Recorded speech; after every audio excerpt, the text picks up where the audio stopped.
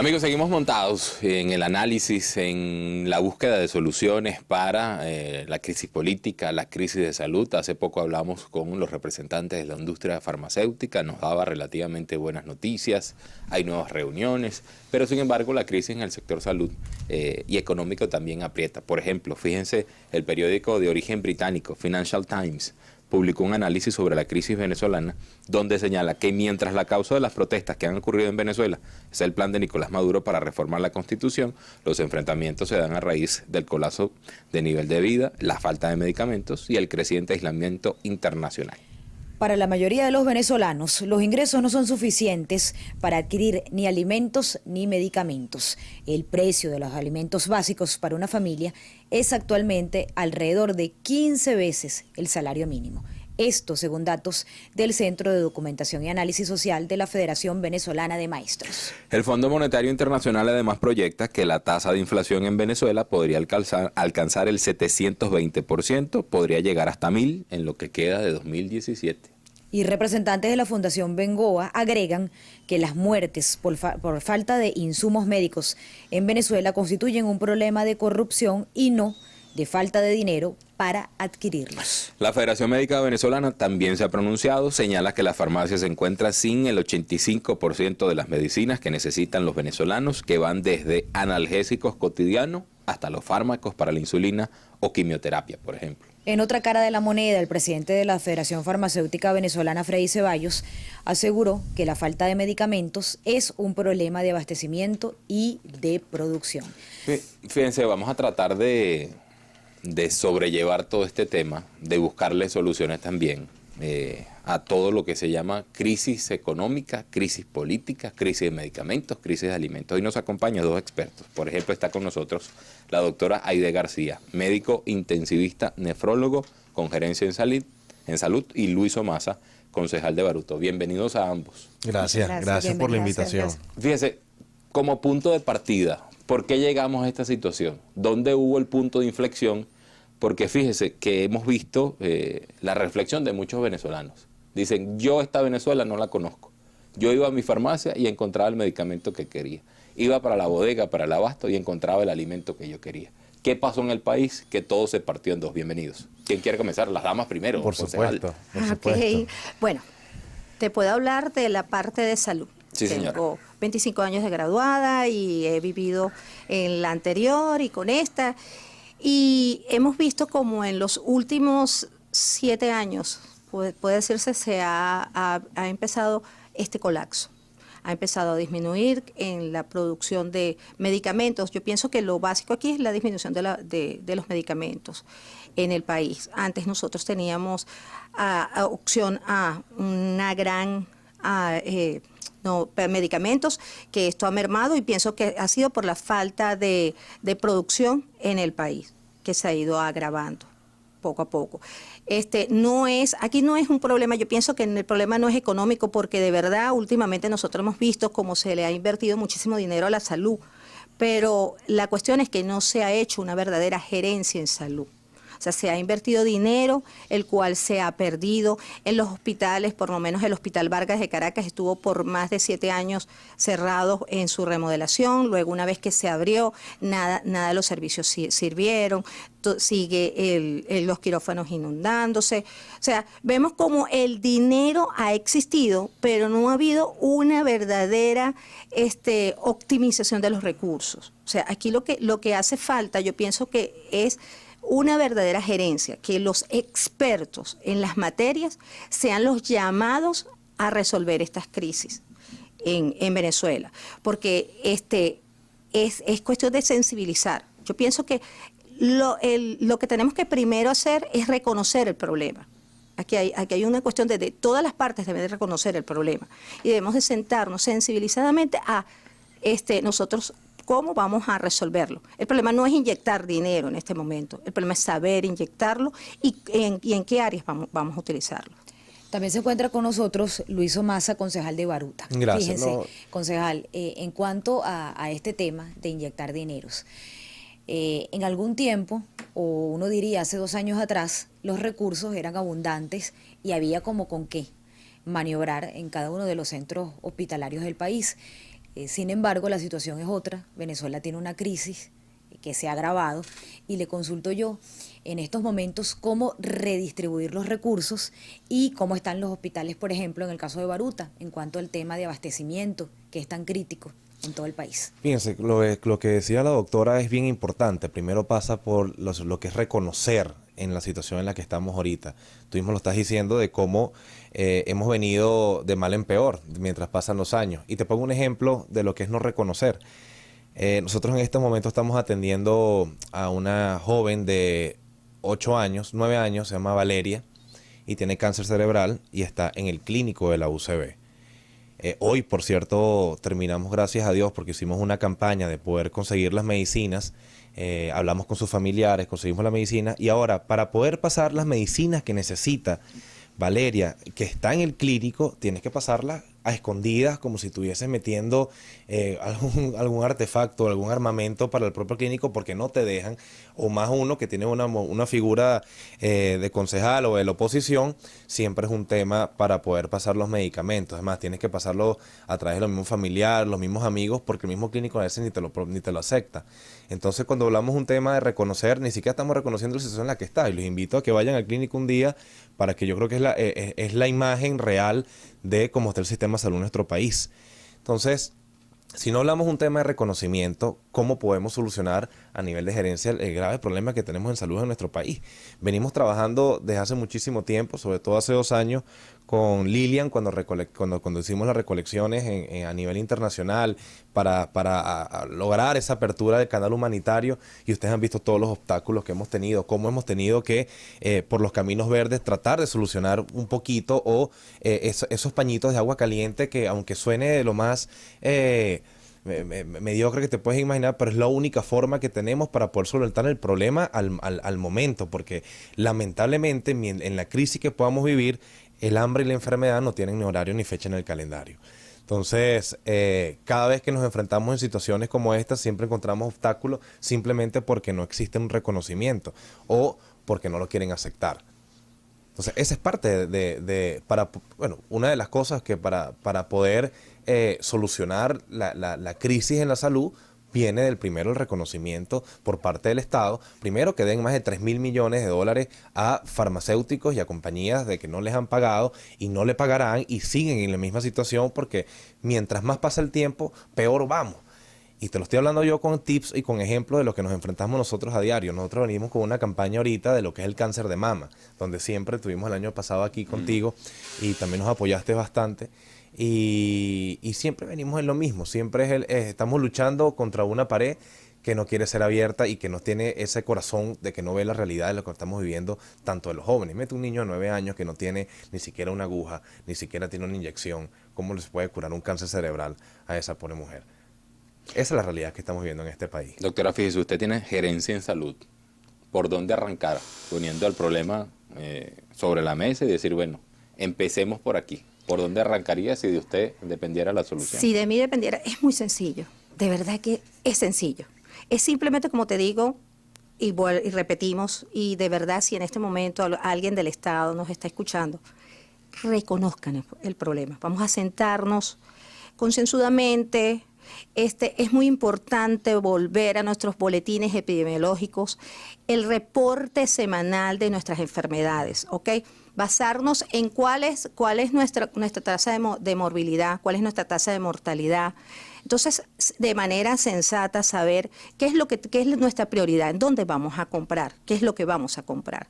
Es triste cuando nosotros vemos, yo no trabajo ahorita en el medio público, pero sí en el medio privado, pero desde el 2007, 2008, el medio privado se ha manejado aproximadamente más del 60% de la parte de salud en el país, debido a las pólizas que tienen todos los organismos que se han dado en este tiempo, ¿ok?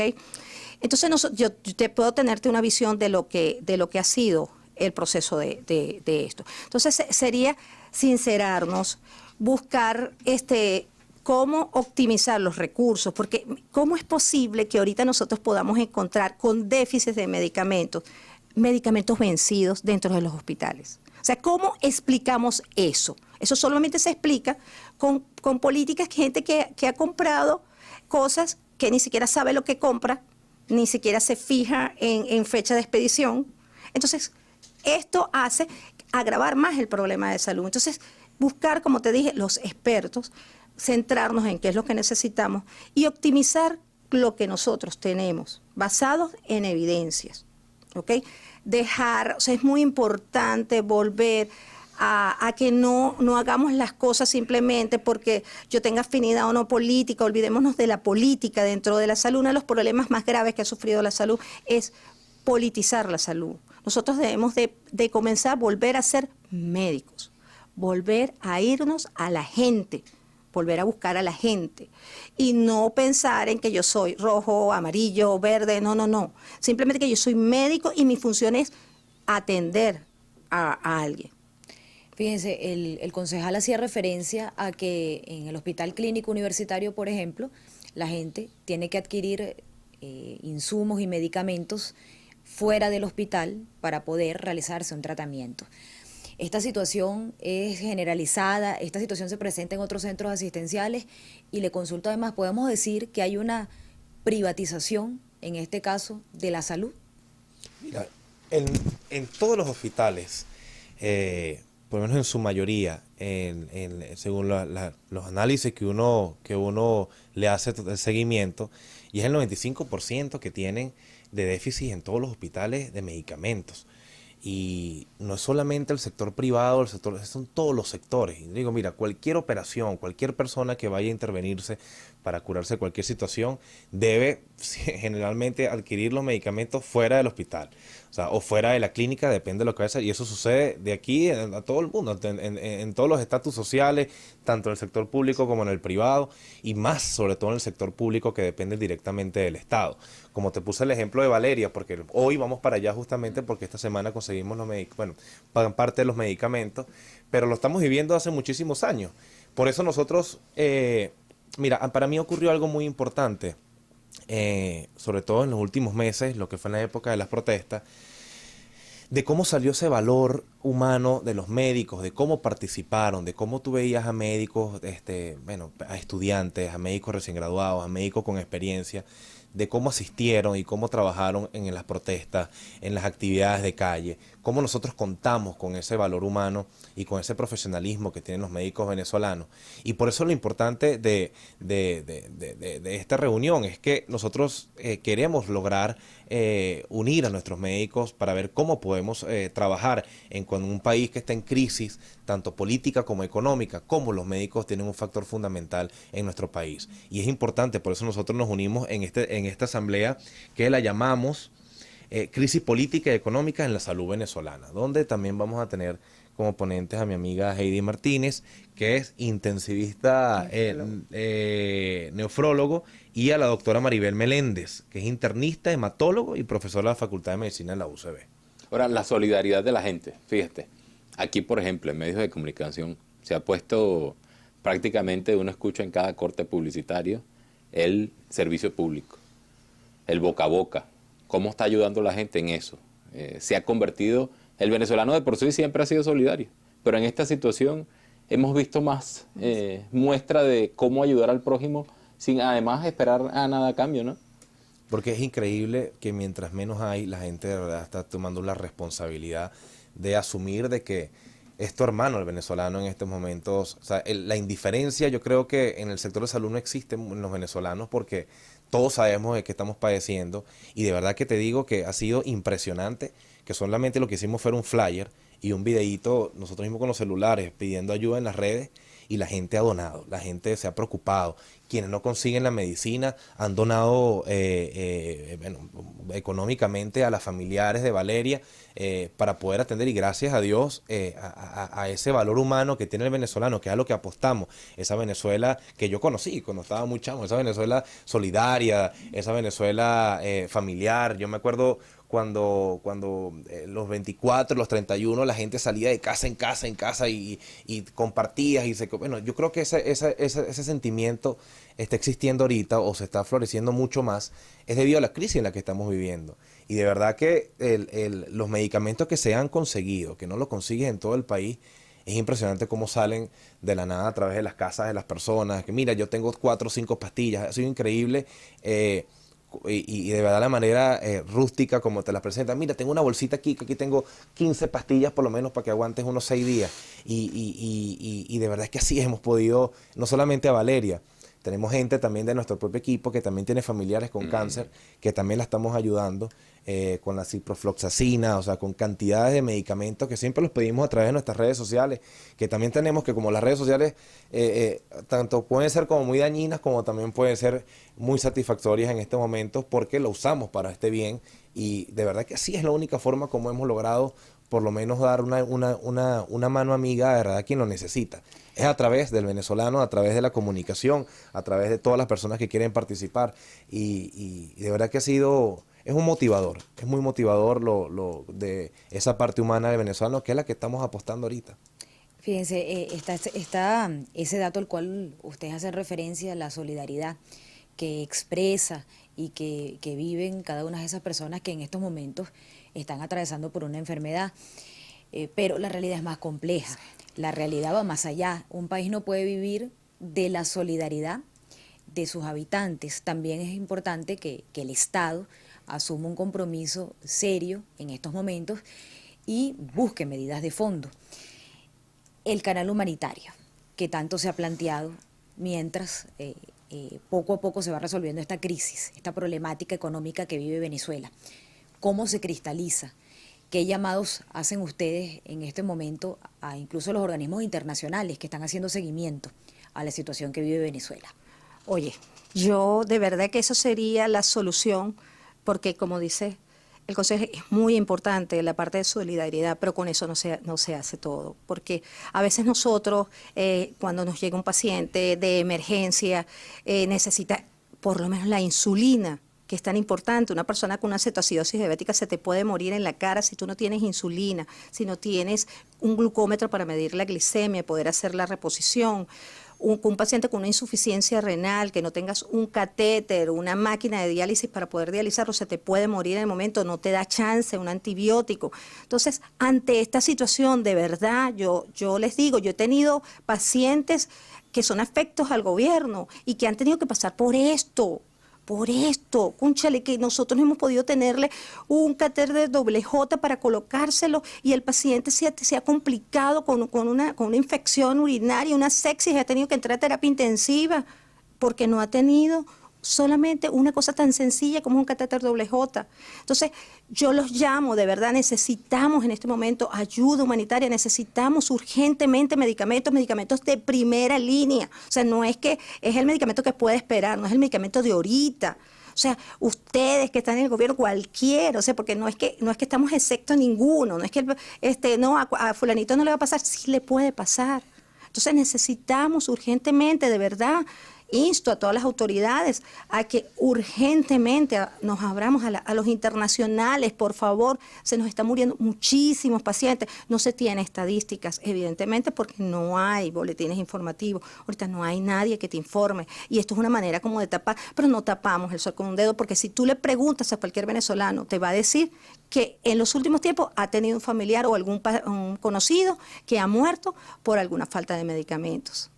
Ahora fíjense, Rodrigo González escribe por Twitter: carencia de medicamentos y todo tipo de trabas para que desde el exterior enviemos algún tipo de ayuda. ¿Cómo se hace, por ejemplo, alguien para sortear esas trabas que denuncia Rodrigo para que la ayuda del exterior pueda llegar con éxito a Venezuela, concejal?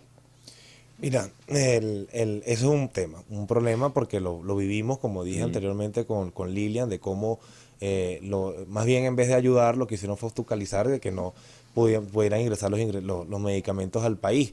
La única forma de que siempre creamos medidas a través de los caminos verdes, o sea, de lo más coloquial te lo tengo que contestar porque es lo que estamos viviendo. Mira, yo soy economista, no soy médico, pero estoy viviendo muy de cerca la realidad porque mi comisión es Desarrollo Social y Bienestar Comunitario y me ha dado la oportunidad de estar muy del lado de la gente y obviamente hemos atendido muchísimos casos en el municipio de la cual digo, bueno, hay que buscar una solución, no podemos quedarnos solamente callados o reclamándole al gobierno, vamos a ver qué podemos hacer, y por eso siempre tiendo al tema de la solidaridad del venezolano, porque es la única herramienta con la que yo cuento ahorita, porque no contamos con un Estado responsable que se preocupe en realidad por la salud de los venezolanos. Y mira, te lo digo yo fui paciente, yo hace 3 años atrás, y lo digo a lo mejor a veces con pena, yo tuve cáncer en las glándulas, y yo tuve que irme a curar afuera porque yo tuve la oportunidad y podía hacerlo. Ahora, imagínate, ahorita, ¿cómo haces? O sea, mira, hasta yo soy un papá, reciente papá, tengo 1 mes y 20 días, por eso que a veces ni he dormido, pero qué difícil es hasta conseguir las vacunas a los bebés. Hasta con los propios recursos, hasta buscando comprarlas, no las consigue. No, mira, la vacuna de la BCG, que es una de las vacunas más importantes que se le ponen a los niños, una de las más caras. Yo tuve, que también es ponente también con nosotros en este foro que vamos a hacer ahorita en el Hospital San Juan de Dios, con el doctor Enrique Monbrún, que me decía, tranquilo, yo te las consigo, tranquilo, que yo veo cómo hago, tranquilo. Mira, señor, y pasamos 1 mes tratando de conseguirlas, y gracias a Dios tuve la oportunidad, porque soy concejal y tengo contactos, y soy amigo del doctor Enrique Monbrún. Pero sin embargo, tampoco no la iba a conseguir. Y es la vida de mi bebé que estaba jugando. Y mete la situación de que hoy por lo menos tenemos 13 casos de desnutrición en el municipio de Baruta. 13 casos de desnutrición, como un amigo que siempre lo ponemos mucho en las redes, que es Bartolo. Gracias a Dios, a través de la solidaridad, gente fisioterapeuta, fueron nutricionistas, cantidades de personas fueron a ayudarlo. Y hoy tú lo ves por ahí, fue en un sector de las zonas populares, de La Palomera.